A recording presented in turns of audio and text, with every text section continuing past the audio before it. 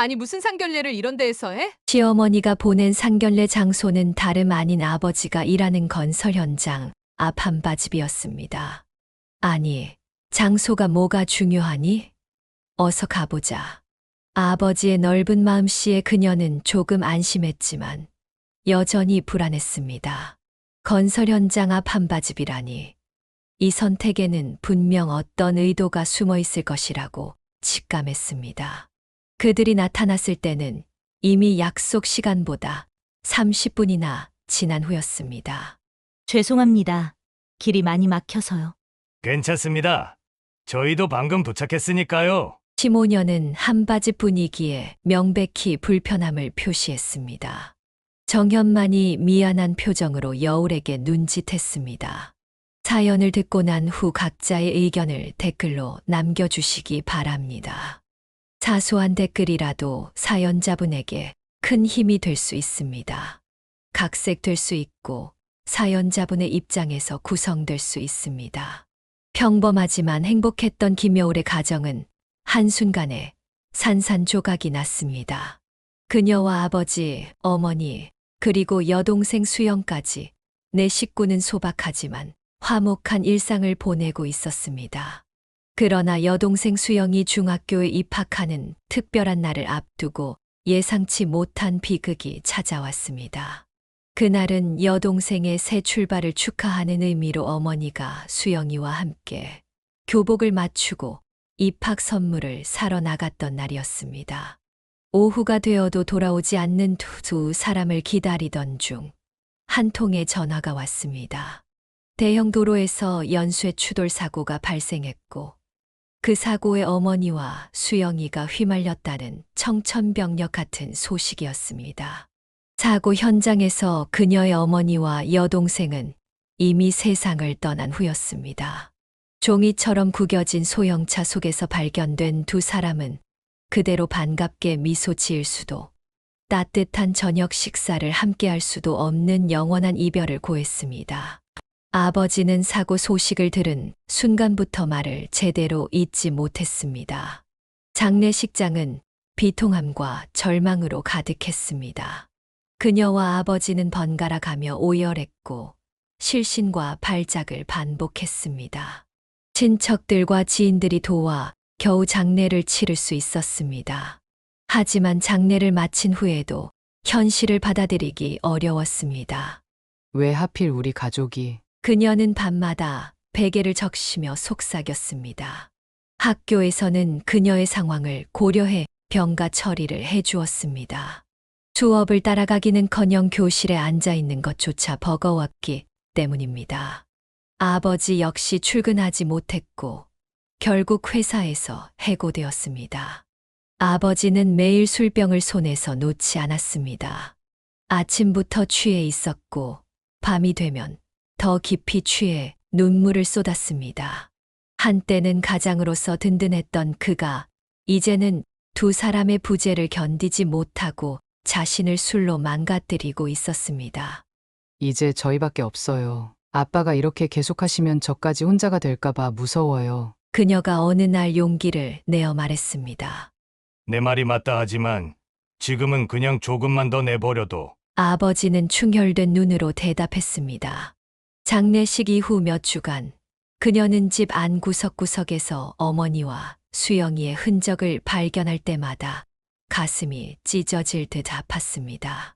수영이의 방에는 새 교복을 걸어둘 예정이었던 빈 옷걸이가 그대로 있었고 부엌에는 어머니가 마지막으로 준비한 반찬통들이 그대로 남아 있었습니다. 정신과에 한번 가보는 건 어떨까요? 둘 다 너무 힘들어요. 그녀가 제안했지만 아버지는 고개를 저었습니다. 약으로 치료될 게 아니야. 시간이 필요해. 밤마다 아버지의 흐느끼는 소리가 벽을 타고 들렸습니다. 그녀도 잠을 이루지 못했지만 적어도 낮에는 정신을 차리려고 노력했습니다. 누군가는 이 집을 지켜야 했기 때문입니다. 사고 후 한 달이 지나자 냉장고는 점점 비어갔고 집안은 먼지가 쌓였습니다. 그녀는 아버지의 식사라도 챙기기 위해 간단한 요리법을 인터넷에서 찾아 배웠습니다. 어머니만큼 맛있지는 않았지만 최소한 굶지는 않도록 노력했습니다. 엄마가 보면 섭섭해할 거예요. 엄마는 항상 우리가 건강하게 지내길 바라셨잖아요. 그녀는 밥상을 차리며 말했습니다. 그날 이후 아버지는 처음으로 제대로 된 한 끼를 먹었습니다. 그리고 딸의 모습에서 희망의 불씨를 발견한 듯 했습니다. 두 사람의 슬픔은 여전했지만 적어도 함께 그 슬픔을 나누며 하루하루를 버티기로 했습니다. 그렇게 가족의 상실이라는 깊은 상처를 안고 그들은 조금씩 앞으로 나아가기 시작했습니다.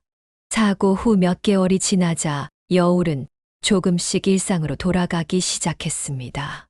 아직 슬픔은 깊었지만 그녀는 학교에 다시 나가기로 결심했습니다. 교실에 앉아 있는 것조차 힘들었지만 미래를 위해 공부를 계속해야 한다는 생각이 그녀를 지탱해 주었습니다. 이제 학교에 다시 다니는 거니 괜찮겠어. 아버지는 여전히 침울했지만 딸이 학교에 가겠다는 말에 조금은 안심하는 눈치였습니다. 집안의 살림도 그녀가 맡게 되었습니다. 아침에는 일어나 간단한 식사를 준비하고 학교에 다녀온 후에는 저녁 식사를 챙겼습니다. 18살의 어린 나이에 한 가정의 살림을 맡게 된 것입니다. 어머니가 해오던 집안일들을 서툴게나마 배워가며 그녀는 점점 성장했습니다. 하지만 가정 형편은 나날이 어려워졌습니다. 아버지의 실직 이후 들어오는 수입이 없었고 저축해둔 돈도 생활비로 빠르게 소진되고 있었습니다. 어느 날 그녀가 마트에서 카드 결제를 하려 했을 때 한도 초과로 거절되는 상황까지 맞닥뜨렸습니다. 이제 어떻게 해야 할까요? 돈이 거의 바닥났어요. 그녀의 물음에 아버지는 깊은 고민에 빠졌고 결국 고통스러운 결정을 내려야 했습니다. 전세로 살고 있던 집을 월세로 전환하고 그 차액으로 당분간의 생활비를 마련하기로 한 것입니다. 그것은 일시적인 해결책에 불과했지만 당장의 생계를 이어가기 위한 불가피한 선택이었습니다. 앞으로 더 아끼면서 살아야 해. 이 돈도 언젠가는 떨어질 거야. 아버지의 말대로 그 돈도 약 1년 후에는 바닥을 드러냈습니다. 이제 월세조차 낼 수 없는 상황이 됐고 그녀는 더 이상 해결책이 없다고 느꼈습니다. 결국 그녀는 학업과 병행할 수 있는 아르바이트를 찾기 시작했습니다. 저녁에 몇 시간만 일할 수 있는 곳을 찾았어요. 학교 수업이 끝나고 갈 수 있어요. 그녀의 말에 아버지는 미안함과 괴로움이 뒤섞인 표정을 지었습니다. 자신이 가장으로서 역할을 못하고 있다는 자책감에 눈물을 흘렸습니다. 편의점에서 시작한 아르바이트는 저녁 6시부터 밤 10시까지였습니다. 하루 4시간, 주 5일 일해봐야 받는 급여는 형편없었습니다. 월세와 공과금, 식비를 감당하기에는 턱없이 부족했지만 그나마 작은 보탬이라도 되었습니다. 학교에서 돌아와 잠시 쉬고 바로 아르바이트로 향하는 일상이 반복되었습니다. 늦은 밤 집에 돌아오면 너무 피곤해 숙제도 제대로 못할 때가 많았습니다. 성적은 점점 하락했지만 그것보다 당장의 생계가 더 중요했습니다.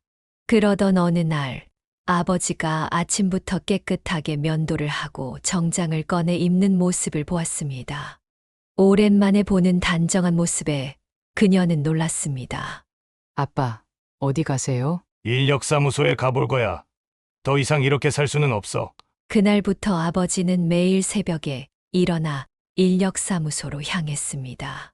처음에는 일자리를 구하기 어려웠지만 며칠 후부터는 건설 현장에서 일용직으로 일하기 시작했습니다. 고졸 학력의 경력 단절로 인해 이전 직장과 같은 사무직으로 재취업하는 것은 불가능했지만 육체 노동이라도 할 수 있다는 것에 감사했습니다. 오늘은 콘크리트 작업을 했어. 힘들었지만 일당은 괜찮더구나. 아버지의 말에 그녀는 안도감과 함께 미안함이 밀려왔습니다. 사무실에서 일하던 아버지가 이제는 거친 건설 현장에서 중노동을 하고 있다는 사실이 가슴 아팠습니다. 몇 달이 지나자 아버지는 건설 현장에서 여러 기술을 배우기 시작했습니다. 먼저 형틀목수 일을 배우고 이어서 용접 기술도 익혔습니다. 시간이 더 흐르자 전기 배선과 타일 공사까지 할 수 있게 되었습니다. 기술이 늘수록 일당도 올라갔고 점차 경제적인 안정을 찾아가기 시작했습니다. 아빠가 요즘 여러 가지 기술을 배우고 있어. 곧 더 많은 돈을 벌 수 있을 거야. 아버지의 변화는 그녀에게도 큰 힘이 되었습니다. 그녀도 아르바이트를 계속하면서 학업에 더욱 매진했습니다. 낮에는 학교에서 공부하고 저녁에는 일하며 밤늦게 돌아와 숙제를 하는 생활이 힘들었지만 아버지와 함께 이겨내고 있다는 사실이 그녀에게 큰 위안이 되었습니다. 두 사람은 서로를 의지하며 조금씩 상처를 회복해 갔습니다. 물론 엄마와 수영이의 빈자리는 절대 채울 수 없었지만 적어도 남은 가족으로서 서로를 지키며 살아갈 수 있다는 희망을 갖게 되었습니다. 그렇게 김여울과 아버지는 힘든 시간을 함께 견디며 새로운 일상을 만들어 갔습니다. 그녀는 아버지가 매일 새벽부터 늦은 저녁까지 건설 현장에서 땀 흘리는 모습을 보며 더욱 열심히 살기로 다짐했습니다. 고등학교 졸업이 다가오자 그녀는 진로에 대해 깊이 고민하기 시작했습니다. 오랜 시간 생각한 끝에 그녀는 자신의 소질과 취업 가능성을 고려해 디자인 분야로 방향을 잡았습니다. 미술 선생님이 제 그림에 소질이 있다고 하셨어요. 디자인 쪽으로 가면 잘할 수 있을 것 같아요. 아버지는 딸의 결정을 전적으로 지지했습니다. 비록 4년제 대학보다는 짧은 과정이지만 취업률이 높은 2년제 디자인 전문대학이 현실적인 선택이라고 생각했습니다. 그녀도 빨리 사회에 나가 경제적으로 독립하고 싶었기에 이 길을 선택했습니다. 입시를 위해 그녀는 학교 공부와 알바를 병행하면서도 틈틈이 포트폴리오를 준비했습니다. 밤늦게까지 디자인 작품을 만들고 주말에는 미술학원에 다니며 실력을 쌓았습니다. 그 노력은 헛되지 않았고 그녀는 목표했던 디자인 전문대학에 수석으로 입학하는 쾌거를 이루었습니다. 아버지의 얼굴에는 오랜만에 환한 미소가 번졌습니다. 수석 입학 덕분에 그녀는 전액 장학금을 받게 되었고 이는 가정 경제에 큰 도움이 되었습니다. 등록금 걱정 없이 학업에 집중할 수 있게 된 것입니다. 대학 생활은 바쁘고 치열했습니다. 그녀는 학점 관리에 철저했고 선배들이 추천하는 자격증 취득에도 열심이었습니다. 디자인 관련 자격증을 차례로 취득했고 학과 내 공모전에도 적극적으로 참여했습니다. 그러면서도 주말에는 카페에서 아르바이트를 계속했습니다. 비록 학자금 대출은 없었지만 생활비와 교재비, 그리고 집안 형편을 생각하면 알바는 포기할 수 없었습니다. 2년간의 대학 생활 동안 그녀는 단 한 번도 장학금을 놓치지 않았습니다.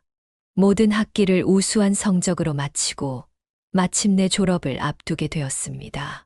졸업 전부터 취업 준비에 들어간 그녀는 여러 회사에 이력서를 제출했고 몇 차례의 면접을 거쳐 마침내 서울 시내의 한 중소기업 디자인팀에 취직하게 되었습니다.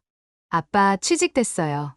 다음 달부터 출근해요. 그녀의 소식에 아버지는 눈시울을 붉혔습니다. 그토록 힘든 시간을 견디고 자신의 힘으로 일어선 딸이 대견하고 자랑스러웠습니다. 취직 후 그녀는 회사 일에 모든 열정을 쏟았습니다. 신입사원이었지만 디자인 감각과 기술적 능력을 인정받아 중요한 프로젝트에도 참여할 수 있었습니다.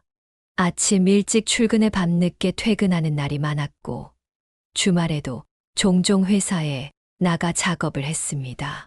그 모습이 마치 건설 현장에서 열심히 일하는 아버지와 닮아 있었습니다. 시간이 흐르며 그녀는 회사에서 인정받는 디자이너로 성장했지만 사회생활 외에 다른 여유는 거의 없었습니다. 일과 집만 오가는 단조로운 생활이 계속되자 아버지는 걱정하기 시작했습니다. 일만 하다가 젊은 시절이 다 가버릴라 취미생활이나 만남도 필요한 거 아니냐? 아버지의 걱정 어린 말에 그녀는 미소를 지었습니다. 사실 그녀는 알고 있는 남자친구가 있었지만 바쁜 일상 때문에 아버지에게 소개할 기회를 미루고 있었습니다. 회사 동료의 소개로 만난 남자친구와는 몇 달째 조용히 관계를 이어가고 있었습니다. 사실은 남자친구 있어요. 퇴근 후에 만나고 있었거든요. 아버지는 놀라며 기쁜 표정을 지었습니다. 딸이 일외에도 자신의 삶을 꾸려가고 있다는 사실에 안도했습니다. 그는 곧바로 그 남자가 어떤 사람인지, 딸을 잘 대해주는지 궁금해했습니다. 며칠 후, 비가 내리는 주말 저녁, 그녀는 남자친구를 집으로 초대했습니다. 아버지는 특별히 좋아하는 술을 준비하고 딸의 남자친구를 기다렸습니다. 첫 만남은 어색할 수 있었지만 아버지는 금세 편안한 분위기를 만들어 주었습니다. 특히 그는 딸에 대한 이야기를 하며 눈을 빛냈습니다. 그녀의 어릴 적 이야기, 학창 시절의 에피소드, 그리고 얼마나 책임감 있고 성실한 아이였는지를 자랑하기 시작했습니다. 비록 그녀는 민망해하며 아버지를 말리려 했지만 눈에 넣어도 안 아플 딸에 대한 아버지의 자랑은 멈출 줄 몰랐습니다. 식사를 마치고 남자친구가 돌아간 후 그녀는 아버지의 방에 들어갔을 때 그가 조용히 눈물을 흘리고 있는 것을 발견했습니다. 그것은 기쁨의 눈물이자 가족의 소중함을 다시 한번 느끼는 순간이었습니다. 그렇게 김여울은 자신의 꿈을 향해 한 걸음씩 나아가며 새로운 인연들과 함께 인생의 새 장을 열어가고 있었습니다. 첫 번째 남자친구와의 관계는 2년 만에 자연스럽게 끝이 났고 그 후 김여울은 또 다른 인연을 만났습니다. 하지만 두 번째 만남 역시 서로의 가치관 차이로 오래가지 못했습니다. 연애와 이별을 경험하면서 그녀는 조금씩 성장했고 진정으로 자신과 맞는 사람이 어떤 사람인지 깨닫게 되었습니다. 29살이 되던 해봄, 회사 선배의 소개로 한 남자를 만나게 되었습니다. 처음 보는 순간부터 그녀는 이전과는 다른 설렘을 느꼈습니다. 정연이라는 그 남자는 같은 디자인 업계에서 일하는 그래픽 디자이너였고 조용하지만 따뜻한 눈빛을 가진 사람이었습니다. 처음 뵙겠습니다. 김정현입니다. 여울씨 포트폴리오 작업들 정말 인상적이었어요. 첫 만남에서 그는 그녀의 작품에 대해 진지하게 이야기했고 그것이 그녀의 마음을 열게 한 첫 번째 계기였습니다. 대화가 잘 통했고 공통된 관심사도 많았습니다. 첫 소개팅 이후 자연스럽게 두 번째, 세 번째 만남이 이어졌고 그들은 연인 관계로 발전했습니다. 정연은 그녀가 만났던 이전의 남자친구들과는 달랐습니다. 무엇보다도 세심하고 감수성이 풍부했으며 작은 것에도 정성을 다했습니다. 그는 여울의 생일에 직접 그린 일러스트와 함께 손글씨로 쓴 편지를 선물했고 그녀가 힘들어할 때면 언제든 달려와 위로해 주었습니다. 특히 그녀를 놀라게 했던 것은 정현의 특별한 애정 표현 방식이었습니다. 어느 날 그는 자신이 유튜브를 보며 독학한 헤어 염색 기술로 그녀의 머리를 염색해 주겠다고 제안했습니다. 처음에는 의심스러웠지만 그의 진지한 태도에 마음을 열고 동의했습니다. 머리 염색은 전문가한테 받는 게 좋지 않을까? 실수하면 어쩌려고. 그의 대답은 확신에 찼습니다. 그는 몇 주 동안 자신의 머리에 연습했고 친구들에게도 시술해보며 기술을 연마했다고 했습니다. 그의 정성 어린 손길로 완성된 머리 염색은 전문 미용실 못지않게 훌륭했고 그녀는 감동했습니다. 염색에 이어 그는 네일아트까지 도전했습니다. 그는 그녀의 손톱에 예쁜 디자인을 그려주었습니다. 작은 꽃, 별, 하트 등 다양한 모티프로 꾸며진 네일아트는 그의 섬세함과 인내심을 보여주었습니다. 나중에는 발톱까지 귀여운 곰돌이와 강아지, 캐릭터로 장식해 주었습니다. 이런 소소한 일상 속에서 두 사람의 사랑은 깊어져 갔습니다. 정연은 하루에도 여러 번 전화해서 그녀의 안부를 물었고 자신이 무엇을 하고 있는지 공유했습니다. 그는 항상 그녀의 감정에 민감하게 반응했고 기쁨은 함께 나누고 슬픔은 덜어주려 노력했습니다. 오늘 프로젝트 발표 어땠어? 걱정했는데. 그는 그녀의 일상에 깊이 관심을 기울였고 그것이 그녀에게는 큰 위로가 되었습니다. 그동안 혼자 모든 것을 감당해왔던 그녀에게 정연의 따뜻한 지지는 큰 힘이 되었습니다. 시간이 흐를수록 두 사람의 관계는 더욱 단단해졌습니다. 연애 기간이 길어질수록 서로에 대한 이해도 깊어졌고 미래에 대한 이야기도 자연스럽게 나누게 되었습니다. 그들은 서로의 가치관과 목표, 그리고 함께 만들어갈 삶에 대해 진지하게 대화했습니다. 여울이 31살이 되던 해, 아버지는 조심스럽게 결혼에 대한 이야기를 꺼냈습니다. 그는 딸의 현재 연애 상황이 궁금했고, 앞으로의 계획에 대해 물었습니다. 정연 씨랑은 어떻게 돼가고 있니? 벌써 2년 넘게 만났는데. 아버지의 질문에 그녀는 미소를 지었습니다. 그녀 역시 정연과의 미래를 진지하게 생각하고 있었습니다. 다만 아직 정연이 공식적으로 프로포즈를 하지 않았기에 확실한 대답을 하지 못했습니다. 아직 정확한 계획은 없어요. 하지만 정연 오빠는 제가 만난 사람 중 가장 좋은 사람이에요. 아버지는 만족스러운 표정을 지으며 고개를 끄덕였습니다. 그는 딸이 행복하기를 바랐고 좋은 배우자를 만나 안정된 가정을 꾸리길 바랐습니다. 특히 손주를 보고 싶다는 마음도 있었지만 그것은 서두르지 않았습니다. 그리고 얼마 지나지 않아 정연은 여울에게 깜짝 프로포즈를 준비했습니다. 그는 그녀가 좋아하는 한강 공원으로 그녀를 데려갔고 석양이 물드는 아름다운 배경 속에서 무릎을 꿇었습니다. 하지만 그의 프로포즈는 일반적인 것과는 조금 달랐습니다. 여울아, 나랑 결혼해 줄래? 앞으로 우리가 늙어 백발이 될 때까지 내 머리를 염색해주고 네일 아트도 해줄게. 평생 너의 디자이너가 되어줄게. 그의 독특하고 진심 어린 프로포즈에 그녀는 웃음과 눈물이 섞인 표정으로 고개를 끄덕였습니다. 그것은 화려한 말이나 거창한 약속이 아닌 그들만의 특별한 추억과 일상을 소중히 여기는 마음이 담긴 청혼이었습니다. 약혼 반지를 끼우고 난 후 두 사람은 앞으로의 계획에 대해 이야기했습니다. 결혼 준비, 신혼집, 그리고 양가 부모님께 인사드리는 일까지. 특히 여울은 아버지에게 정연을 정식으로 소개하고 결혼 허락을 받는 것이 중요하다고 생각했습니다. 아버님께 정식으로 인사드리고 싶어. 사실 많이 긴장되긴 하지만. 정연의 말에 그녀는 안심시켰습니다. 그녀의 아버지는 딸을 무척 아끼는 분이기에 딸이 선택한 사람이라면 분명 좋게 봐주실 거라고 말입니다.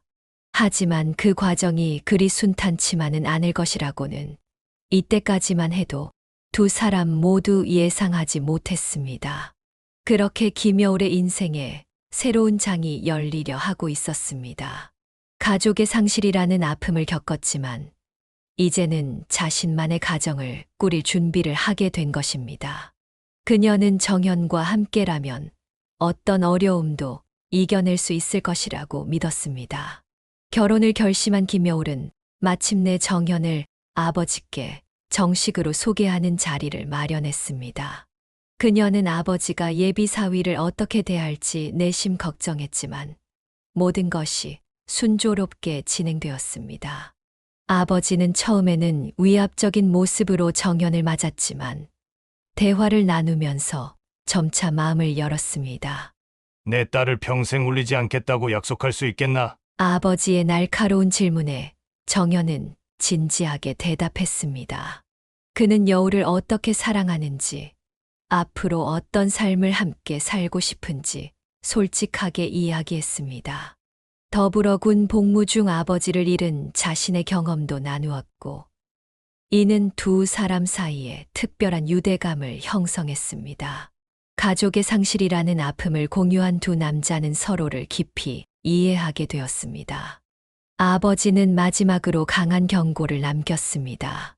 만약 정연이 딸을 울리면 그보다 몇 배는 더한 고통을 느끼게 될 것이라고 했습니다.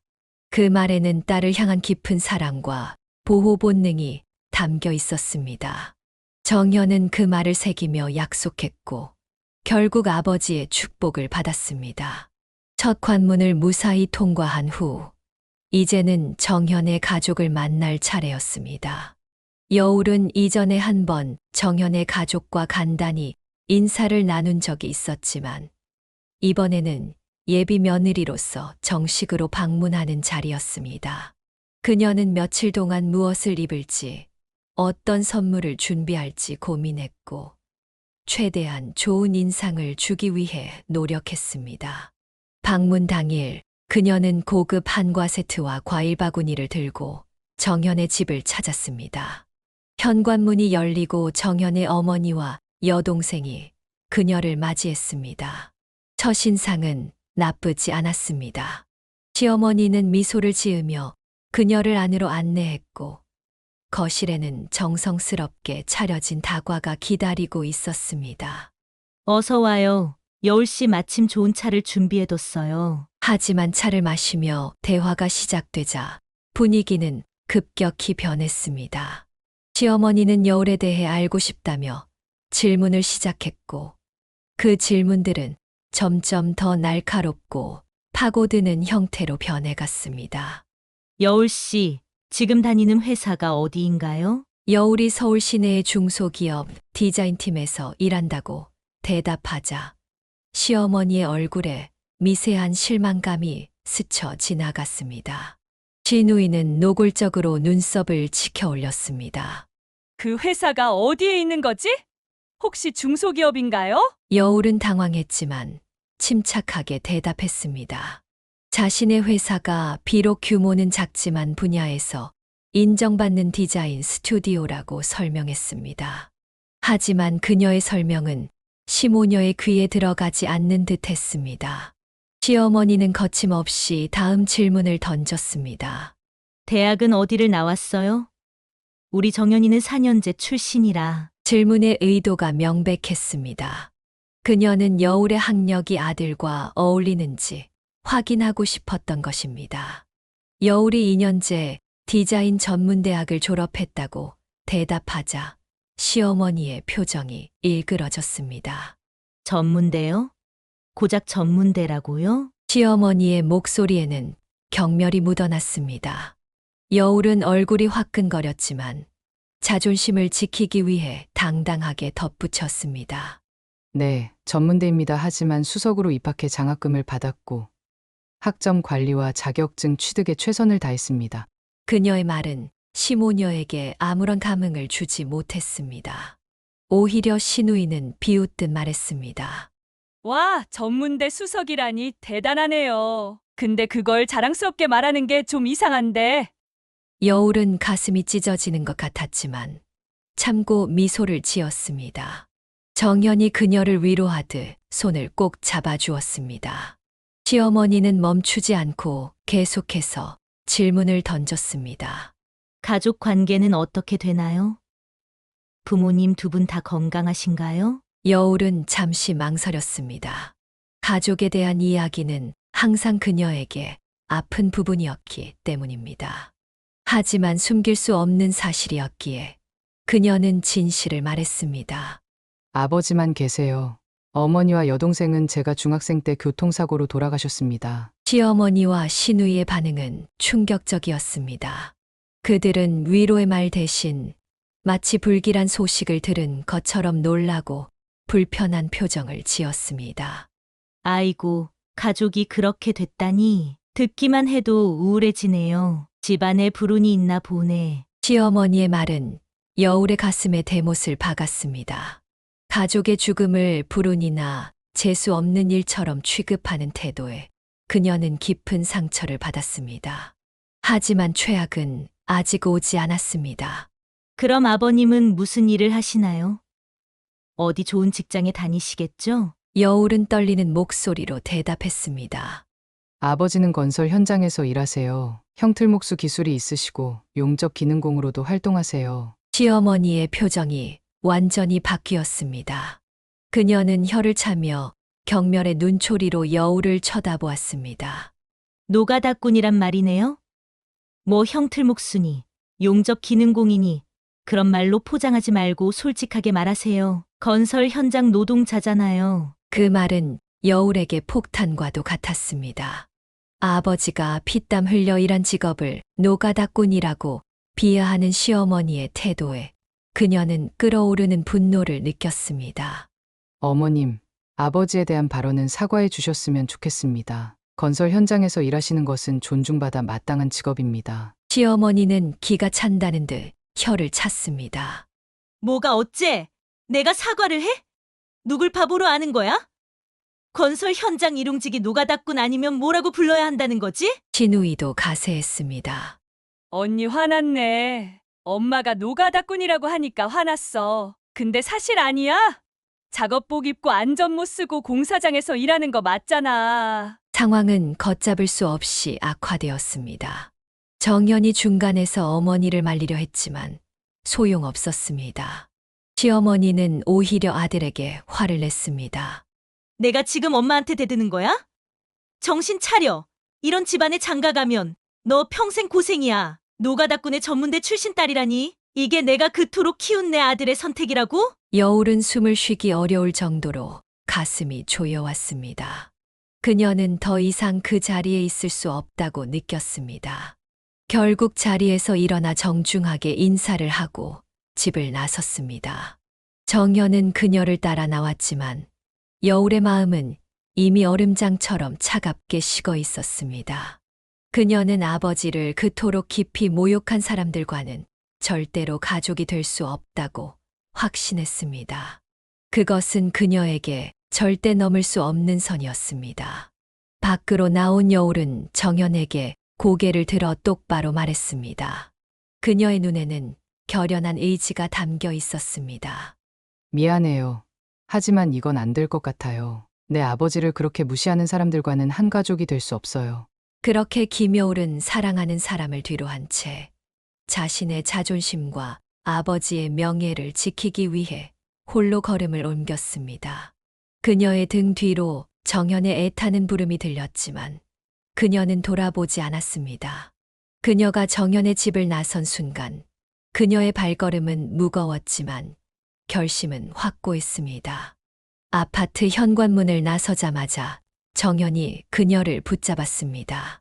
그의 얼굴에는 당혹감과 미안함, 그리고 절박함이 뒤섞여 있었습니다.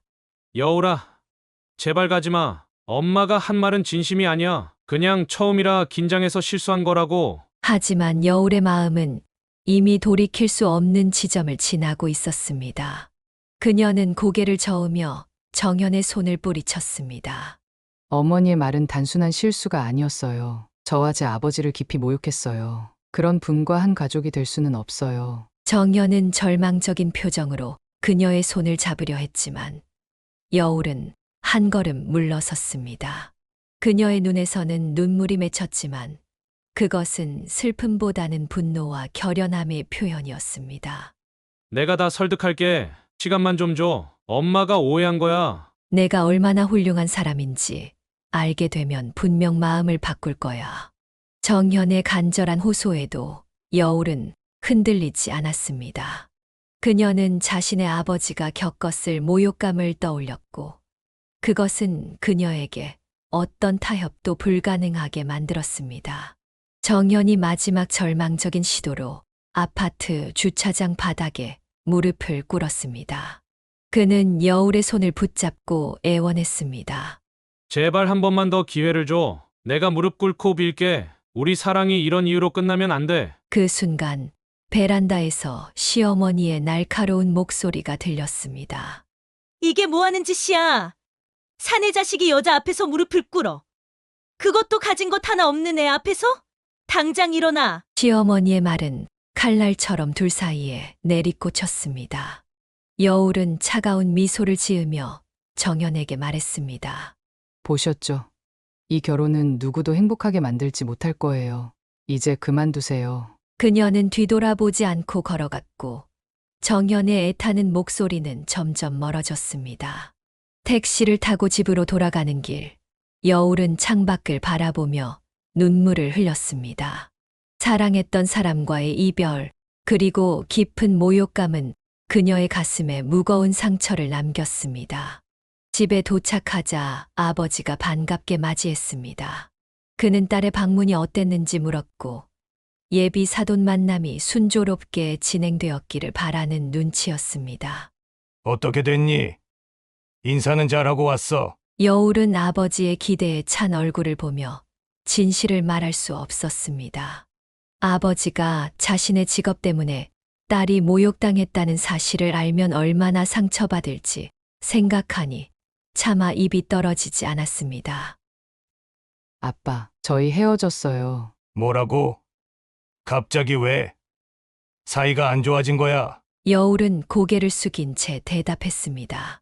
그녀는 거짓말을 하듯 서로 가치관이 맞지 않아 결별을 결정했다고 했습니다. 아버지는 의아해하면서도 더 이상 묻지 않았고 대신 딸의 어깨를 토닥여주며 위로했습니다. 그날 밤 여울은 베개를 적시며 울었습니다. 사랑했던 사람과 헤어져야 한다는 슬픔도 컸지만 무엇보다 세상이 아버지의 노동을 그토록 천시한다는 사실이 그녀의 가슴을 아프게 했습니다. 다음 날부터 정연은 끊임없이 그녀에게 연락을 시도했습니다. 문자, 전화, 이메일 모든 방법을 동원했고 결국 여울의 회사 앞까지 찾아왔습니다. 그는 꽃다발을 들고 로비에서 그녀를 기다렸습니다. 5분만 시간을 줘 부탁이야. 여울은 동료들의 시선을 의식해 마지못해 그와 카페로 들어갔습니다. 정연은 진심 어린 사과를 했고 어머니를 설득해 태도를 바꾸게 했다고 말했습니다. 엄마가 정말 미안하대. 너에게 사과하고 싶다고 해. 우리 결혼 허락하겠다고 했어. 여울은 냉소적인 표정으로 물었습니다. 갑자기 왜요? 전문대 출신의 노가다꾼 딸이 갑자기 괜찮아졌다고요? 정연은 당혹스러운 표정으로 말을 더듬었습니다. 그게 내가 너무 울고불고 난리를 쳐서 아무튼 엄마가 마음을 바꿨어. 한 번만 더 만나보자. 제발. 여울은 그의 간절함 앞에서 잠시 흔들렸지만 그날의 모욕감이 다시 떠올랐습니다. 시어머니의 차가운 눈빛, 비웃는 시누이의 표정, 그리고 아버지를 노가다꾼이라 부르며 경멸했던 순간들이 생생하게 되살아났습니다. 미안해요. 하지만 상처는 이미 났어요. 그 상처가 아물지 않았는데 어떻게 다시 시작할 수 있겠어요? 정연은 포기하지 않고 계속해서 그녀를 찾아왔습니다. 매일같이 회사 앞에서 기다리거나 집 근처에서 그녀를 기다리는 날이 많아졌습니다. 여울은 처음엔 냉담하게 대했지만 그의 끈질긴 노력에 조금씩 마음이 흔들리기 시작했습니다. 일주일 후 정현은 마지막 시도로 여울의 집 앞까지 찾아왔습니다. 그는 비에 흠뻑 젖은 채로 서 있었고 여울이 퇴근하는 것을 기다렸다가 다시 한번 애원했습니다. 여울아, 엄마가 직접 사과하겠대. 이제 정말 내 가치를 알게 됐어. 한 번만 더 기회를 줘. 제발. 여울은 떨리는 마음으로 대답했습니다. 사과만 받고 나올게요. 그 이상은 약속할 수 없어요. 정현의 얼굴에 희망의 빛이 어렸습니다. 그는 고개를 끄덕이며 감사의 인사를 전했고 주말에 다시 만나기로 약속했습니다. 여울은 그날 밤 잠들지 못했습니다. 그녀는 정현을 진심으로 사랑했고 함께할 미래를 꿈꿨지만 그의 가족과의 관계는 그녀에게 큰 두려움으로 다가왔습니다. 그럼에도 불구하고 그녀는 정연이 보여준 진심과 노력을 무시할 수 없었습니다. 정말 시어머니가 변했을까? 아니면 이것도 다 거짓말일까? 의심과 희망 사이에서 그녀는 밤새 고민했습니다. 결국 그녀는 진정한 사과라면 받아들이고 그 후의 일은 그때 가서 결정하기로 마음먹었습니다. 비록 그녀의 마음은 여전히 상처로 가득했지만 정연을 완전히 포기하기에는 그들의 사랑이 너무 깊었기 때문입니다. 그렇게 김여울은 또 한 번의 기회를 주기로 결심했지만 그녀의 마음속에는 여전히 불안과 의심이 자리 잡고 있었습니다. 이것이 올바른 결정일지 아니면 더 큰 상처를 부르는 실수일지 그녀는 알 수 없었습니다. 주말이 다가오자 김여울은 점점 더 불안해졌습니다.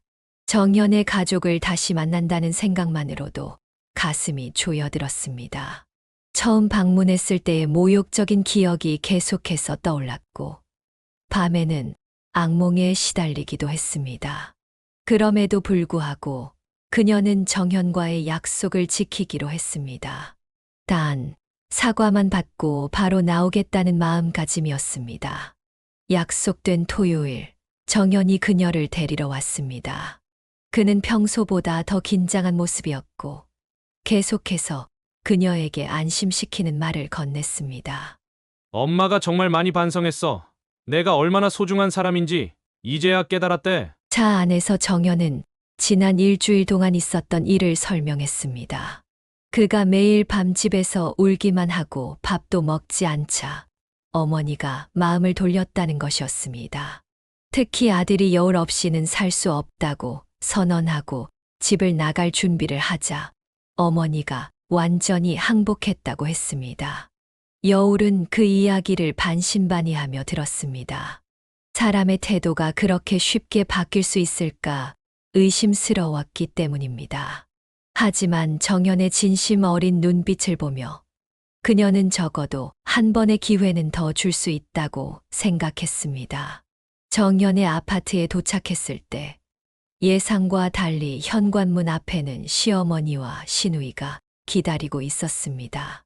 더욱 놀라운 것은 그들의 표정이었습니다. 지난번 방문 때와는 180도 다른 밝고 환한 미소를 짓고 있었던 것입니다. 여울 씨, 이번에 와주셔서 정말 감사해요. 시어머니가 먼저 다가와 그녀의 손을 잡았습니다. 그 손길에는 따뜻함이 느껴졌고 목소리에도 진심이 묻어 있었습니다. 지난번에 제가 말이 심했어요. 정말 미안해요. 여울은 이 갑작스러운 변화에 당황했습니다. 이전의 차갑고 거만한 태도는 온데간데 없이 사라졌고 마치 다른 사람을 만난 것 같은 느낌이었습니다. 진우이도 부드러운 표정으로 그녀에게 인사했습니다. 언니 다시 와줘서 고마워요. 오빠가 매일 울기만 하는 걸 보니 언니가 얼마나 소중한 사람인지 알게 됐어요. 집 안으로 들어가자 정성스럽게 차려진 식탁이 그녀를 기다리고 있었습니다. 고급 한정식의 과일과 디저트까지 시어머니는 정말 모든 준비를 완벽하게 해놓은 것 같았습니다. 여울 씨, 마음 편하게 드세요. 오늘은 우리가 편안하게 이야기하는 시간을 가졌으면 해요. 식사 자리에서 시어머니는 계속해서 자신의 과오를 인정하고 사과했습니다. 자신이 너무 아들에게 집착했고 며느리에 대한 기준이 비현실적이었다고 말했습니다. 특히 여울의 배경과 아버지의 직업에 대해 한 말은 용서받기 어려운 실수였다고 인정했습니다. 건설 현장에서 일하시는 분들이 얼마나 소중한 일을 하는지 제가 너무 몰랐어요. 우리가 살고 있는 이 아파트도 그분들이 지어준 거잖아요. 정말 부끄러운 마음뿐이에요. 여울은 이 갑작스러운 태도 변화에 의심이 들었지만 시어머니의 말과 표정에서 진심이 느껴졌습니다. 그녀는 조금씩 마음의 방어벽을 내리기 시작했습니다. 대화가 이어지면서 분위기는 점점 더 편안해졌습니다. 시어머니는 여울의 디자인 작업에 관심을 보였고 시누이는 그녀의 패션 센스를 칭찬했습니다. 이전과는 완전히 다른 모습이었습니다. 식사가 끝나갈 무렵 시어머니는 결혼에 대한 이야기를 꺼냈습니다. 여울 씨, 우리 정연이와 결혼하는 것에 대해 다시 생각해 볼 수 있을까요? 지난번 일은 정말 제가 잘못한 거예요. 이제는 여울 씨를 진심으로 환영하고 싶어요. 여울은 잠시 망설였습니다. 그녀는 여전히 완전히 신뢰하지는 못했지만 정현을 사랑했고 그들이 보여준 변화도 분명했습니다. 생각해 볼게요. 하지만 시간이 좀 필요해요. 물론이죠. 서두르지 않아도 돼요. 그보다 먼저 상견례부터 제대로 해보는 게 어떨까요? 양가 부모님들이 만나서 인사도 나누고 결혼 날짜도 논의해 볼 수 있을 것 같아요. 시어머니의 제안에 정현은 기대에 찬 눈빛으로 여울을 바라보았습니다. 그녀는 잠시 고민하다가 고개를 끄덕였습니다. 아버지께 말씀드려 볼게요. 집으로 돌아가는 길, 여울은 복잡한 감정에 휩싸였습니다. 시모녀의 변화는 진심으로 보였지만 한편으로는 이것이 일시적인 것이 아닐까 하는 불안감도 들었습니다. 그럼에도 불구하고 정현을 향한 마음은 변함이 없었고 그들의 관계를 다시 한번 믿어보기로 했습니다. 그날 저녁 여울은 아버지에게 있었던 일을 모두 설명했습니다. 처음에는 시어머니가 했던 모욕적인 말을 숨기려 했지만 결국 모든 진실을 털어놓았습니다.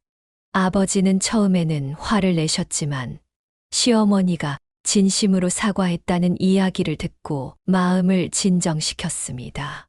그래, 사람은 누구나 실수를 할 수 있지. 중요한 건 그 실수를 인정하고 고치려는 노력이야. 내가 정연이를 정말 사랑한다면 아빠는 너의 결정을 존중할게. 아버지의 이해심 깊은 말에 여울은 눈시울이 붉어졌습니다. 그녀는 아버지에게 결혼을 다시 추진하기로 했다고 말했고 상견례 날짜를 잡아보겠다고 했습니다. 정말 결혼하기로 한 거니? 내가 행복하다면 아빠도 기쁘구나. 아버지는 딸의 결정을 축하하며 함께 준비를 시작했습니다. 그는 특별히 상견례를 위해 새 양복과 구두를 마련했고 처음으로 본인의 외모에 신경을 쓰기 시작했습니다. 그 모습에 여울은 뭉클한 감정이 밀려왔습니다. 정현과 여울은 다시 결혼 준비를 시작했고 상견례 날짜도 확정했습니다. 시어머니는 계속해서 친절하고 따뜻한 태도를 유지했고 여울에게 자주 연락해 필요한 것이 있는지 물었습니다. 그녀의 변화는 진심인 것 같았고 여울은 점점 더 마음을 열기 시작했습니다. 그렇게 김여울의 인생은 예상치 못한 방향으로 다시 한번 전환점을 맞이했습니다. 처음에는 깊은 상처와 배신감을 느꼈지만 이제는 새로운 희망과 용서의 기회를 통해 앞으로 나아가고 있었습니다. 상견례 당일 그녀는 아침부터 분주하게 준비했습니다. 그녀는 가장 단정한 원피스를 입고 은은한 화장으로 단장했습니다. 아버지 역시 새로 맞춘 양복을 입고 구두를 신었습니다. 그들은 시어머니가 보내준 주소로 향할 예정이었습니다. 출발 직전 여울의 휴대폰에 문자가 도착했습니다. 시어머니가 보낸 메시지였는데 그 내용을 확인한 순간 그녀의 얼굴이 굳어졌습니다. 아니 무슨 상견례를 이런 데에서 해? 시어머니가 보낸 상견례 장소는 다름 아닌 아버지가 일하는 건설 현장 앞 한바집이었습니다. 고급 레스토랑이나 호텔 라운지를 예상했던 여울은 충격을 받았습니다.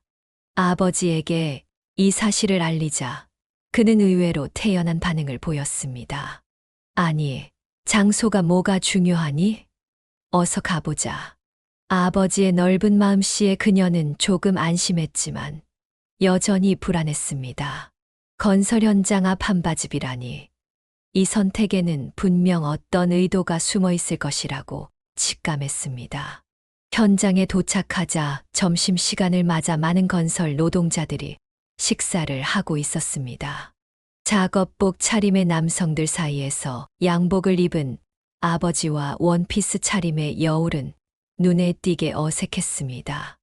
그들은 예약된 테이블에 앉아 기다렸습니다. 30분이 지나도 사돈은 나타나지 않았습니다. 여울은 몇 번이나 전화를 걸었고 마침내 정연이 받아 곧 도착한다고 했습니다. 그들이 나타났을 때는 이미 약속 시간보다 30분이나 지난 후였습니다. 죄송합니다. 길이 많이 막혀서요. 시어머니의 말에 여울은 의아했습니다. 정연의 집에서 이곳까지는 걸어서 10분 거리였기 때문입니다. 하지만 아버지는 넓은 마음으로 이해해 주었습니다. 괜찮습니다. 저희도 방금 도착했으니까요. 시모녀는 한바지 분위기에 명백히 불편함을 표시했습니다. 정현만이 미안한 표정으로 여울에게 눈짓했습니다. 식사 대신 차를 마시며 대화가 시작되었습니다. 처음에는 일상적인 주제로 시작했지만 곧 시어머니가 폭탄 선언을 했습니다. 사돈어른, 제가 생각해봤는데 애들이 결혼하면 일단 저희 집에서 살게 하는 게 좋을 것 같아요. 여울과 정현은 놀란 눈으로 서로를 바라보았습니다. 그들은 이미 신혼집을 구하는 문제를 논의하고 있었기 때문입니다. 시집살이요? 요즘 시대에 무슨 시집살이를 시키려고요? 여울의 조심스러운 대답에 시어머니는 강경한 태도를 보였습니다. 아니에요. 여울 씨가 살림을 제대로 배울 수 있도록 몇 년은 함께 살아야 합니다. 그리고 분가할 때까지는 혼인신고도 미루는 게 좋겠어요. 이 말은 마치 청천벽력과도 같았습니다. 혼인신고를 미룬다는 것은 법적으로 부부 관계를 인정하지 않겠다는 뜻이었습니다. 아버지가 이 무례한 제안에 눈썹을 찌푸렸습니다. 그건 법적으로도 문제가 있지 않습니까? 결혼하고 혼인신고를 안 한다는 건 말이 안 되는 일이에요. 시어머니는 아랑곳하지 않고 계속해서 충격적인 요구를 늘어놓았습니다. 그리고 사돈어른, 우리 아들이 지금 사업 확장을 준비 중인데 좀 도와주실 수 있을까요? 건설 현장에서 일하셔서 꽤 많은 돈을 모으셨을 테니 사위 사업에 투자하는 것도 좋을 것 같아요. 테이블에 무거운 침묵이 내려앉았습니다. 여울은 귀를 의심했습니다. 시어머니가 아버지에게 돈을 요구한 것입니다. 그것도 상견례 자리에서 처음 만난 사돈에게 노골적으로 돈을 요구하는 행태였습니다. 아버지의 얼굴이 붉게 변했습니다. 그는 수저를 내려놓고 천천히 말했습니다. 사돈어른, 혹시 제게 무슨 오해라도 있으신가요? 건설 현장 일용직이 얼마나 버는지 아시나요? 저는 딸 뒷바라지 하느라 모아둔 돈이 거의 없습니다. 시어머니는 비웃듯 말했습니다. 아이고, 겸손하실 필요 없어요. 요즘 건설 노동자들 일당이 얼마나 높은데요. 아마 제 아들보다 더 많이 버실 거예요. 상황은 점점 더 악화되었습니다. 시어머니는 계속해서 아버지의 직업을 깎아내렸고 마치 돈을 뜯어내려는 듯한 태도를 보였습니다. 사돈어른, 솔직히 말해보세요. 노가다 뛰면서 얼마나 모았어요? 우리 아들 사업에 얼마나 투자해 줄 수 있죠? 여울은 더 이상 참을 수 없었습니다. 그녀는 자리에서 벌떡 일어났지만 아버지가 그녀의 손을 잡고 진정시켰습니다. 아버지의 목소리는 평온했지만 눈빛은 분노로 가득 차 있었습니다. 사돈어른, 제가 이해를 잘못하고 있는 건지 모르겠네요. 우리 애들 결혼시키려고 나오신 겁니까? 아니면 제게 돈을 요구하러 나오신 겁니까? 시어머니는 당당하게 대답했습니다. 둘 다죠. 제 아들이 하도 결혼하고 싶어 해서 허락한 거예요. 하지만 조건이 있죠. 시집살이도 해야 하고 사돈어른의 경제적 지원도 필요해요. 그게 싫으시면 이 결혼은 무산되는 거고요. 정연은 어머니의 말에 충격받은 표정이었지만 아무 말도 하지 못했습니다. 그는 어머니와 여울 사이에서 어찌할 바를 모르는 듯 했습니다. 진우이는 상황을 더욱 악화시켰습니다. 이 결혼 처음부터 잘못됐어요. 오빠가 왜 꼭 노가다꾼의 딸하고 결혼해야 하는지 이해가 안 돼요. 우리 집안에 누가 될 뿐이에요. 그 말에 아버지의 인내심이 한계에 달했습니다. 그는 자리에서 일어나 분노에 찬 목소리로 말했습니다. 이런 무례한 사람들은 처음 봅니다. 제 딸이 이런 집안에 시집 가는 걸 절대 허락할 수 없습니다. 여울아, 우리 가자. 여울은 망연자실한 표정으로 아버지를 따라 일어났습니다. 정현은 뭔가 말하려 했지만 이미 늦었습니다. 그들의 결혼은 이 자리에서 완전히 무산된 것이나 다름없었습니다. 하지만 상견례의 충격은 여기서 끝나지 않았습니다.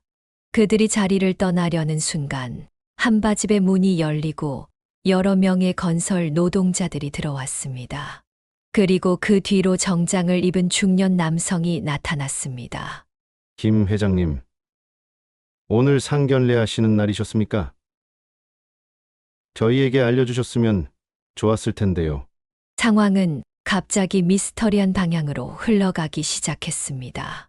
한바집 입구에 들어선 정장 차림의 중년 남성은 카리스마 넘치는 모습으로 여울의 아버지에게 다가왔습니다. 그의 뒤로는 10여 명의 건설 노동자들이 공손한 태도로 따라왔습니다. 시모녀와 정현은 이 갑작스러운 상황에 어리둥절했습니다. 김 회장님, 오늘이 상견례 날이셨군요. 미리 말씀해 주셨으면 저 좋은 장소를 준비해 드렸을 텐데요. 중년 남성은 여울의 아버지에게 깊은 존경심을 담아 인사했습니다. 그는 자신을 김전무라고 소개했고 여울 아버지의 오른팔 격인 사람이라고 했습니다. 회장님을 모시는 전무 입장에서 이런 자리에 함께하지 못해 죄송합니다. 지금이라도 제대로 된 장소로 모실까요? 시모녀의 표정은 순식간에 창백해졌습니다. 그들의 눈은 놀라움과 혼란으로 가득 찼고 입은 반쯤 벌어진 채 말문이 막혔습니다. 정연 역시 당혹스러운 표정으로 상황을 지켜보고 있었습니다. 여울의 아버지는 담담하게 대답했습니다. 김 전무, 됐네. 이미 파토 난 것 같아.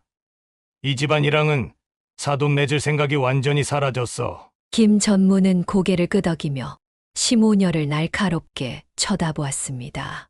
도대체 어떤 분들이길래 우리 회장님을 무시하고 깔보셨다는 겁니까? 김 회장님을 반대하는 사람이 있다니 참으로 놀랍군요. 여울은 이 상황이 꿈인지 현실인지 구분할 수 없었습니다. 아버지가 건설회사 회장이라니 그녀는 한 번도 그런 이야기를 들은 적이 없었습니다. 하지만 지금 그 사실이 시모녀에게 얼마나 충격적인 반전을 가져다 주는지 보는 것만으로도 그녀의 가슴은 통쾌함으로 가득 찼습니다. 시어머니는 완전히 혼란에 빠진 표정으로 중얼거렸습니다. 회장님이라고요? 건설회사 회장님이요? 김 전무는 냉소적인 미소를 지으며 대답했습니다. 네. 대한건설 회장님이십니다. 아직도 모르셨나요? 이분이 얼마나 대단한 분인지 업계에서는 다 아는 사실인데 말이죠. 시어머니의 얼굴이 순식간에 창백해졌고 시누이는 공포에 질린 표정으로 어머니를 바라보았습니다. 정연은 혼란스러운 표정으로 여울을 바라보았지만 여울 역시 상황을 완전히 이해하지 못하고 있었습니다. 김 전무는 계속해서 상황을 악화시켰습니다. 이분은 우리나라 건설업계의 큰 손이세요. 수십 개의 현장을 관리하고 수천 명의 직원을 고용하고 계시죠. 그런 분을 노가다꾼이라고 무시하셨다니 참으로 어처구니가 없군요. 시모녀의 표정이 점점 더 창백해졌고 특히 시어머니는 자신이 한 말들을 후회하는 듯한 표정이었습니다. 그녀는 떨리는 목소리로 말했습니다. 저는 몰랐어요. 정말 죄송합니다. 오해가 있었던 것 같아요. 하지만 여울의 아버지는 이미 결심을 굳힌 듯 했습니다. 김 전무, 우리 가자. 이런 사람들과 더 이상 이야기할 필요가 없어. 그 말에 시어머니가 갑자기 자리에서 일어나 바닥에 무릎을 꿇었습니다. 그녀의 행동은 모두를 놀라게 했습니다. 제발 용서해 주세요. 제가 무례했습니다. 정말 잘못했어요. 시누이도 어머니의 행동을 따라 무릎을 꿇었습니다. 그들의 얼굴은 공포와 후회로 가득 차 있었습니다. 정연도 무릎을 꿇고 사과했지만 그의 표정에는 혼란스러움이 역력했습니다. 아버님, 정말 죄송합니다. 저희 어머니와 동생이 큰 실례를 했습니다. 제가 중간에서 아무것도 못한 것도 제 잘못입니다. 아버지는 정연을 냉정하게 바라보며 말했습니다. 자넨 내 딸을 지킬 수 있는 사람이 아닌 것 같구만. 여울아, 이 사람과 결혼할 생각이 아직도 있니? 여울은 망설임 없이 대답했습니다. 아니요. 아빠 이 사람들이 아빠에게 한 행동을 보면서 결혼은 불가능하다고 느꼈어요. 아버지는 고개를 끄덕이며 시모녀에게 말했습니다. 들었지? 이제 끝이야. 자네들 데리고 나가게. 정연은 마지막으로 여울에게 애원했지만 그녀는 이미 마음을 굳혔습니다.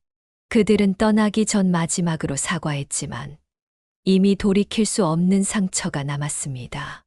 시모녀가 떠난 후 여울은 아버지에게 물었습니다.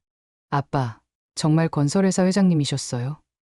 왜 한 번도 말씀 안 하셨어요? 그때 김 전무가 웃으며 말했습니다. 아이고, 여우량. 회장님은 내 아버지가 아니라 나야. 방금 그건 다 연기였어. 여울은 더욱 혼란스러워졌습니다. 김 전무는 친근한 미소를 지으며 설명했습니다. 나는 너희 아버지의 오랜 친구야. 5년 전 공사 현장에서 내 아버지가 내 목숨을 구해주셨지. 내가 실수로 발을 헛디뎌 추락할 뻔했는데 내 아버지가 위험을 무릅쓰고 날 붙잡아 주셨어. 그 이후로 우리는 친구가 됐고 가끔씩 만나 식사도 하고 술도 한 잔씩 하곤 했지. 그는 계속해서 설명했습니다. 오늘 아침 내가 이 건설 현장에 방문했는데 한 인부가 내 아버지의 상견례 이야기를 전해주더군. 특히 그 집안이 너희 아버지를 무시하고 천대한다는 얘기를 듣고 화가 났어. 그래서 내 아버지와 함께 작은 연극을 꾸민 거야. 여울의 아버지는 미소를 지으며 덧붙였습니다. 내가 상처받는 걸 보고만 있을 수 없었어. 김 회장이 도와주겠다고 제안해줘서 그 제안을 받아들였지. 김 회장은 크게 웃으며 말했습니다. 어때? 그 사람들 무릎 꿇는 꼴 보니 속이 다 시원하지? 얘 아버지는 건설 현장에서 일하시만 그분의 가치는 어떤 사장님, 회장님보다도 높아. 그걸 모르는 사람들에게 작은 교훈을 준 거야. 여울은 눈물을 글썽이며 아버지와 김 회장을 바라보았습니다. 비록 작은 복수였지만 그것은 그녀의 마음에 깊은 위안을 주었습니다. 그녀는 두 사람을 꼭 안으며 감사의 마음을 전했습니다. 창밖으로 시모녀와 정연이 멀어지는 모습이 보였지만 여울은 더 이상 그들에게 미련이 없었습니다. 이제 그녀는 자신과 아버지를 진정으로 존중해주는 사람들과 함께하기로 마음먹었습니다. 화려한 검은색 외제차가 한바집 앞에 대기하고 있었습니다. 김 회장의 지시로 준비된 차량이었습니다. 운전석에는 정장을 갖춰 입은 전문 기사가 앉아 있었고 조수석에는 김 회장이, 뒷좌석에는 여울과 아버지가 자리했습니다. 차가 출발하자 창문 너머로 시모녀와 정연이 황급히 뛰어나오는 모습이 보였습니다. 저것 봐. 저렇게 쫓아오네. 이제 와서 무슨 소용이 있겠어? 아버지의 말에 여울은 창밖을 바라보았습니다. 시모녀와 정연은 마치 뭔가를 잃어버린 사람들처럼 필사적으로 차를 쫓아왔습니다. 특히 시어머니의 모습은 이제까지의 오만한 태도와는 달리 비참하기 짝이 없었습니다. 고급 구두를 신고 비포장도로를 뛰다가 넘어지기까지 했지만 그녀는 아랑곳하지 않고 계속 차를 쫓았습니다. 저러다 다칠라. 여울의 말에 김 회장이 웃으며 대답했습니다. 걱정 마. 저런 사람들은 다치지 않아. 자존심만 조금 상처받았을 뿐이지. 차량이 속도를 내자 시모녀와 정연은 결국 포기하고 그 자리에 주저앉았습니다. 여울은 그 모습을 보며 복잡한 감정을 느꼈습니다. 분노와 배신감, 그리고 어딘가 씁쓸한 마무리에 대한 아쉬움까지 뒤섞인 감정이었습니다. 침묵을 깨고 김 회장이 입을 열었습니다. 여울아, 내가 제대로 소개할게. 나는 대한건설의 김정호 회장이야. 내 아버지의 오랜 친구지. 여울은 여전히 혼란스러웠습니다. 아버지가 건설회사 회장과 친구라니. 그런 이야기는 한 번도 들은 적이 없었기 때문입니다. 근데 아빠, 어떻게 회장님과 친구가 되신 거예요? 한 번도 말씀해 주신 적 없잖아요. 아버지는 부끄러운 듯 웃으며 대답했습니다. 별거 아니야. 5년 전 일이었지. 정호가 현장 방문을 왔다가 발을 헛디뎌 추락할 뻔했는데 내가 운 좋게 그를 붙잡아 준 거야. 김 회장이 이야기를 이어받았습니다. 그게 운이 아니라 용기야, 친구. 7층 높이였어. 만약 내 아버지가 없었다면 나는 지금 이 세상 사람이 아니었을 거야. 그 뒤로 우리는 친구가 됐고, 가끔 만나서 술도 한잔하고 이런저런 이야기를 나누곤 했지. 여울은 고개를 끄덕이며 두 사람의 우정에 감동했습니다. 하지만 여전히 한 가지 의문이 남아 있었습니다. 그럼 오늘 그 연기는 어떻게 계획하신 거예요? 김 회장이 설명했습니다. 오늘 아침 그 건설 현장에 방문했는데 한 인부가 내 아버지의 상견례 얘기를 전해주더라고. 특히 예비 사돈 될 사람들이 내 아버지를 무시하고 노가다꾼이라 부르며 천대한다는 얘기를 듣고 화가 났어. 그래서 내 아버지한테 제안했지. 작은 연극을 꾸며서 저 오만한 사람들에게 한 방 먹이자고. 아버지는 미소를 지으며 덧붙였습니다. 처음에는 거절했는데 정호가 계속 고집을 부리더라고. 그래서 결국 동의했지. 솔직히 내가 저런 집안에 시집 가는 것도 마음에 걸렸고. 김 회장은 크게 웃으며 말했습니다. 내가 연기 좀 했지? 회장님하고 부르는데 웃음이 나올 뻔했어. 근데 너희 아버지도 연기를 정말 잘하더라. 완전 회장님 포스가 느껴졌어. 세 사람은 한바탕 웃음을 터뜨렸습니다. 비록 작은 복수였지만 그것은 여울의 마음에 깊은 위안을 주었습니다. 김 회장의 제안으로 그들은 고급 한정식 집에서 늦은 점심을 먹었습니다. 맛있는 음식과 편안한 대화 속에서 여울은 마음의 평화를 되찾았습니다. 그녀는 정현과의 관계가 끝났다는 사실을 받아들이기 시작했고, 오히려 더 큰 불행을 피한 것이라는 생각이 들었습니다. 하지만 그녀의 평화는 오래가지 않았습니다. 저녁 무렵 집에 돌아왔을 때 아파트 앞에는 정현과 시모녀가 기다리고 있었습니다. 그들은 여울과 아버지를 발견하자마자 달려와 사과와 애원을 시작했습니다. 여울아, 제발 한 번만 더 기회를 줘. 엄마가 정말 잘못했대. 다시는 그런 일 없을 거야. 시어머니도 눈물을 글썽이며 말했습니다. 정말 죄송합니다.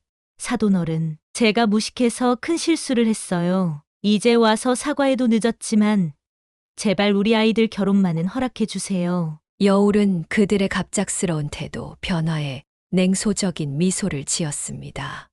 그녀는 이미 결정을 내렸고 그 결정은 확고했습니다. 이제 와서 뭘 어쩌겠다는 거예요? 다 끝난 일이에요.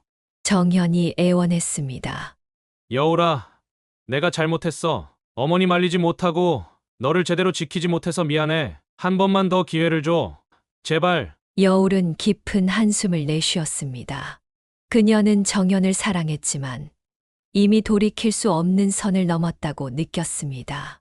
특히 시모녀의 태도 변화는 진정한 반성이 아니라 단지 아버지가 회장님이라는 착각 때문이라는 것을 그녀는 알고 있었습니다. 정말 모르겠어요. 내가 화난 건 나를 무시해서가 아니라 우리 아버지를 모욕했기 때문이에요. 그런 분들과는 한 가족이 될 수 없어요. 시어머니가 반박했습니다. 아니에요. 이제 정말 후회하고 있어요. 건설 노동자분들이 얼마나 소중한 일을 하시는지 이제 알았어요. 여울은 냉소적으로 대답했습니다. 정말요? 아니면 그냥 아빠가 회장님이라고 착각해서 그러는 거 아니에요? 시모녀는 말문이 막혔고 그들의 표정에서 진실이 드러났습니다. 여울은 이제 완전히 확신했습니다. 그녀는 단호하게 말했습니다. 저는 이미 새로운 만남이 있어요. 김 회장님의 조카와 만나고 있거든요. 그쪽 집안은 우리 가족을 진심으로 존중해 주세요. 물론 그것은 거짓말이었지만 시모녀를 완전히 포기하게 만들기 위한 최후의 수단이었습니다. 정연의 얼굴이 창백해졌고 시어머니는 믿을 수 없다는 표정을 지었습니다. 재벌집 아들을 만나고 있다고? 거짓말이지? 여울은 미소를 지으며 대답했습니다. 저한테는 직업이나 학벌보다 인격이 중요해요. 그리고 그분은 저와 우리 아버지를 진심으로 존중해 주세요. 그렇게 말하고 여울은 아버지와 함께 집으로 들어갔습니다. 그녀는 더 이상 뒤돌아보지 않았습니다. 비록 마음 한구석에는 정연에 대한 미련이 남아 있었지만 그것은 시간이 해결해 줄 문제였습니다. 집에 들어와 아버지와 마주 앉은 여울은 깊은 한숨을 내쉬었습니다. 이제 정말 끝난 거죠? 아버지는 따뜻한 미소를 지으며 딸의 손을 잡았습니다. 그래, 이제 끝났어. 넌 훨씬 더 좋은 사람을 만날 자격이 있어. 그날 밤 여울은 오랜만에 편안한 잠을 잤습니다. 비록 사랑은 끝났지만 그녀는 더 큰 불행을 피했다는 것을 마음 깊이 알고 있었습니다. 정현과의 이별 후 몇 주가 지나자 그녀는 다시 일상으로 돌아갔습니다. 회사 업무에 집중하며 마음의 상처를 치유해 나갔고 주말에는 아버지와 시간을 보내며 평온을 찾아갔습니다. 그녀는 한동안 연애에 대한 생각을 접어두고 자신의 삶에 충실하기로 결심했습니다. 어느 주말 오후 아버지가 김 회장의 초대로 식사를 하러 가자고 제안했습니다. 특별한 약속이 없었던 여울은 동행했고 고급 레스토랑에서 김 회장을 만났습니다. 그곳에서 김 회장은 뜻밖의 제안을 했습니다. 여울아, 내가 조카를 소개해주고 싶은데 어떻게 생각해? 여울은 갑작스러운 제안에 당황했습니다. 아직 정현과의 이별 상처가 완전히 아물지 않은 상태였고 새로운 만남에 대한 준비가 되어 있지 않았습니다. 저 아직은 조금 이른 것 같아요. 게다가 회장님 조카님은 제게는 너무 부담스러울 것 같은데요. 김 회장은 그녀의 걱정을 이해한다는 듯 따뜻한 미소를 지었습니다. 내 조카가 우리 회사에서 일하고 있어. 똑똑하고 성실한 청년이야. 무엇보다 인품이 좋아서 내게 소개해주고 싶었어. 물론 강요하는 건 아니고 단지 만나보는 것만이라도 어떨까 하는 생각이야. 여울은 여전히 망설였습니다. 그녀의 표정을 읽은 김 회장이 덧붙였습니다. 걱정하지 마. 그런 거 따지는 친구였다면 내가 소개를 하겠니? 내 조카는 예학벌이나 직업 같은 것에 신경 쓰지 않아. 그리고 내 동생 부부도 정말 좋은 사람들이야. 절대로 너를 천시하거나 무시하는 일은 없을 거야. 결국 여울은 조심스럽게 동의했고 일주일 후 김 회장의 조카인 민준과의 소개팅이 이루어졌습니다. 그들은 조용한 카페에서 첫 만남을 가졌고 여울은 긴장한 상태로 약속 장소에 도착했습니다. 민준은 생각보다 평범한 모습이었습니다. 키는 크고 체격은 단단했지만 화려하거나 과시적인 면은 전혀 없었습니다. 오히려 수수하고 진중한 인상이었습니다. 그는 여울을 보자 따뜻한 미소로 맞이했습니다. 첫인상은 나쁘지 않았습니다. 민주는 예의 바르고 배려심이 깊어 보였습니다. 그는 여울에게 부담을 주지 않으려고 노력하는 모습이었고 이야기를 나누는 중에도 그녀의 말에 진심으로 귀 기울였습니다. 대화를 통해 여울은 민준에 대해 조금씩 알아갔습니다. 그는 토목공학과를 졸업하고 김 회장의 건설회사에서 프로젝트 매니저로 일하고 있었습니다. 학벌이나 직업은 훌륭했지만 그것을 자랑하거나 과시하지 않는 겸손한 태도가 인상적이었습니다. 특히 여울의 마음을 움직인 것은 그가 건설 노동자들에 대해 이야기하는 방식이었습니다. 그는 현장 노동자들의 노고와 전문성을 깊이 존중하는 모습을 보였고 자신이 지금의 위치에 있을 수 있는 것도 그들의 헌신 덕분이라고 말했습니다. 제가 설계한 건물이 실제로 세워지는 건 현장의 기술자들과 노동자들 덕분이에요. 그분들의 손기술과 경험 없이는 아무리 좋은 설계도 그냥 종이에 그린 그림에 불과하거든요. 그의 말에 여울은 정현과의 경험을 떠올리며 묘한 감정을 느꼈습니다. 민주는 아버지의 직업을 알고도 전혀 다른 태도를 보이고 있었기 때문입니다. 첫 만남은 예상보다 훨씬 편안하고 즐거웠습니다. 그들은 음악, 영화, 여행 등 다양한 주제로 대화를 나누었고 많은 공통점을 발견했습니다. 헤어질 때 민주는 조심스럽게 다음 만남을 제안했고 여울은 기꺼이 동의했습니다. 두 번째, 세 번째 만남이 이어지면서 그들의 관계는 자연스럽게 발전했습니다.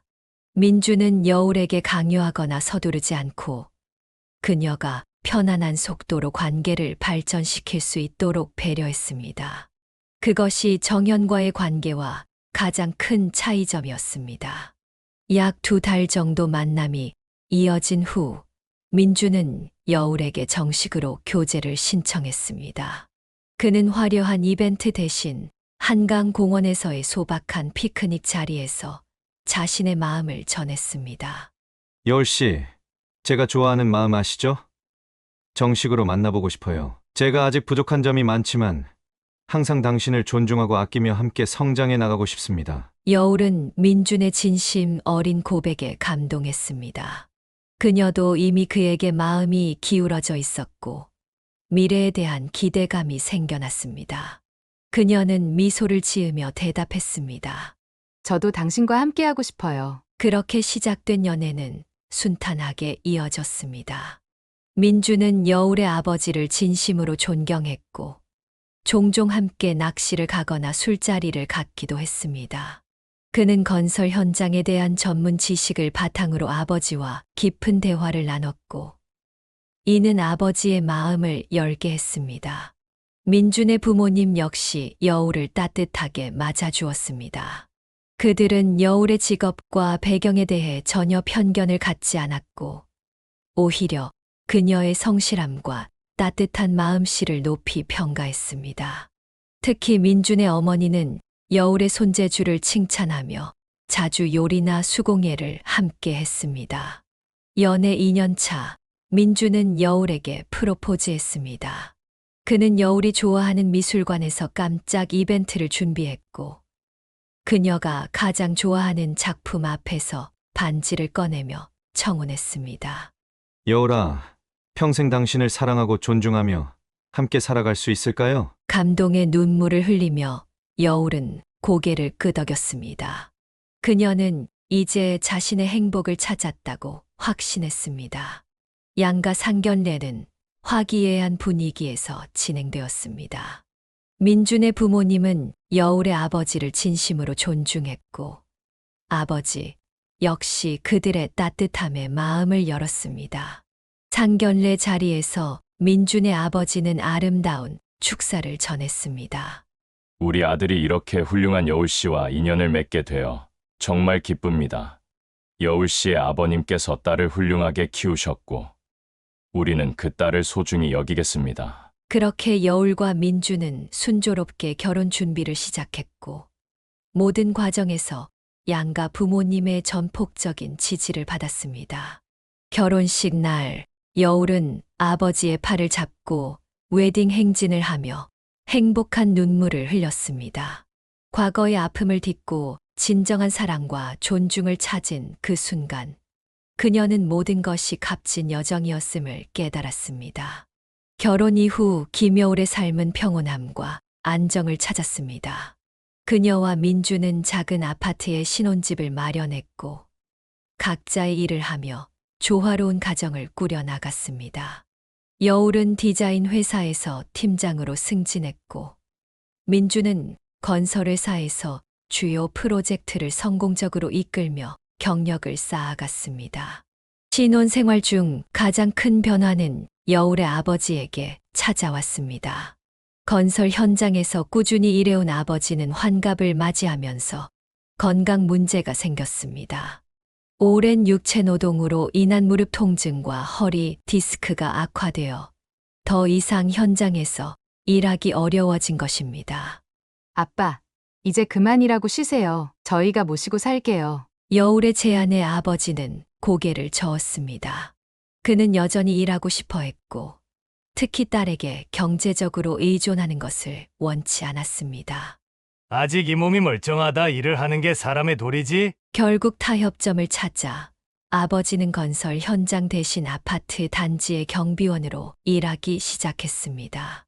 육체적으로 덜 부담되는 일이었고, 규칙적인 근무 시간은 그의 건강에도 좋았습니다. 그러나 시간이 지날수록 민준과 그의 부모님은 여울의 아버지가 완전히 은퇴하길 원했습니다. 장인어른께서 계속 일하시는 모습을 보니 정말 존경스럽습니다. 하지만 이제는 좀 쉬셔도 될 것 같아요. 민준의 부모님도 비슷한 의견이었습니다. 특히 시어머니는 자주 아버지에게 맛있는 음식을 해주고 함께 전통시장이나 산책을 다니며 따뜻한 정을 나누었습니다. 두 분은 비슷한 연배로 많은 공통점을 발견했고 의외로 좋은 친구가 되었습니다. 아버님, 이제 그만 쉬세요. 우리 아들이 충분히 능력이 있으니 걱정하지 말고 편안한 노후를 즐기셔야죠. 그러나 아버지의 고집은 쉽게 꺾이지 않았습니다. 그는 자신이 일하는 한 딸에게 뭔가 남겨줄 수 있다고 믿었고, 무엇보다 이를 통해 자신의 가치를 확인하고 싶어 했습니다. 내가 아직 한창인데 왜 그만두라는 거냐? 손주들한테 줄 용돈도 모아야 하고. 아직 손주는 없었지만 아버지는 이미 미래의 손주를 생각하고 있었습니다. 그런 아버지의 마음을 이해한 여울과 민주는 더 이상 강요하지 않기로 했습니다. 대신 주기적으로 건강검진을 받도록 하고 무리하지 않는 선에서 일을 계속하게 해드렸습니다.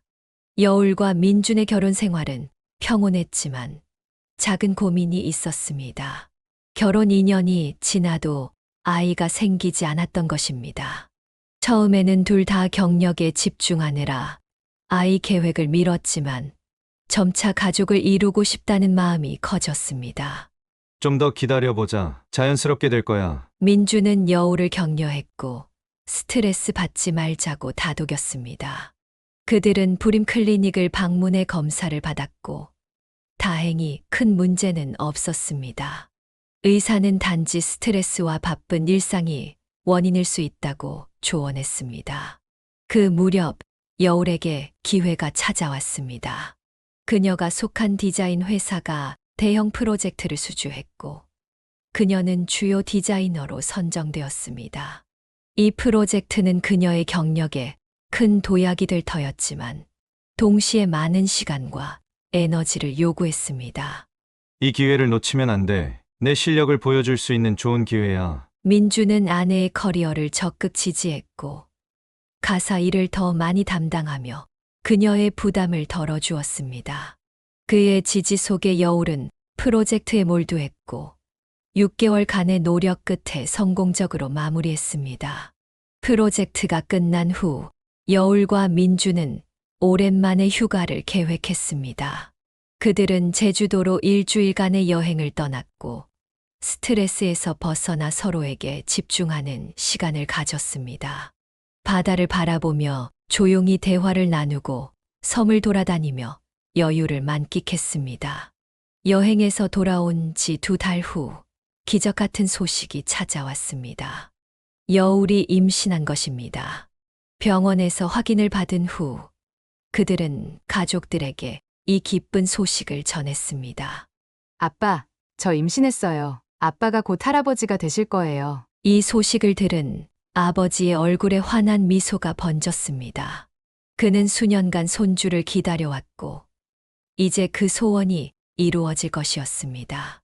시부모님 역시 첫 손주의 소식에 기뻐했고 즉시 출산 준비를 도와주겠다고 나섰습니다. 임신 기간 동안 여울은 회사 일을 조금 줄이고 건강 관리에 집중했습니다. 민주는 더욱 세심하게 아내를 챙겼고 주말마다 태교 음악회나 산책을 함께 했습니다. 아버지는 거의 매일 전화를 걸어 손녀 태명, 보미의 상태를 물었고 틈틈이 아기 용품을 사 모았습니다. 출산이 가까워오자 아버지는 대단한 결심을 했습니다. 그는 마침내 일을 그만두고 손주 양육을 돕기로 한 것입니다. 내가 봄이 볼 사람이 필요할 거 아니냐? 이제 일은 그만두고 소녀 돌보는 일에 전념할 테니 걱정 말거라. 아버지의 결정에 여울은 감동했습니다. 그토록 일에 매달리던 아버지가 손녀를 위해 은퇴를 결심한 것이었습니다. 시부모님도 손주 돌봄에 함께하겠다고 했고 두 집안은 더욱 가까워졌습니다. 예정일보다 일주일 일찍 여울은 건강한 여자아이를 출산했습니다. 그들은 아기의 이름을 민봄으로 지었고 봄처럼 따뜻하고 희망찬 아이로 자라기를 바랐습니다. 현재 김여울은 출산 휴가를 마치고 시간제로 일하며 육아와 직장을 병행하고 있습니다. 민주는 든든한 지원군으로 육아에 적극 참여하고 아버지와 시부모님은 번갈아가며 아기를 돌봐주고 있습니다. 특히 아버지는 손녀에게 푹 빠져 매일 아침 일찍 딸의 집에 와서 온종일 민보미와 시간을 보냅니다. 평범하지만 행복한 일상 속에서 여울은 과거의 아픔을 완전히 치유했습니다. 그녀는 이제 사랑하는 가족들과 함께 새로운 삶의 장을 열어가고 있습니다. 그 과정에서 그녀는 진정한 가족의 의미와 서로를 존중하는 관계의 소중함을 깨달았습니다. 사연을 듣고 댓글을 남겨주시기 바랍니다. 사소한 의견일지라도 사연자분에게는 큰 힘이 됩니다. 노골적인 악성 댓글은 사연자분에게 상처가 될 수 있으니 삼가주시기 바랍니다.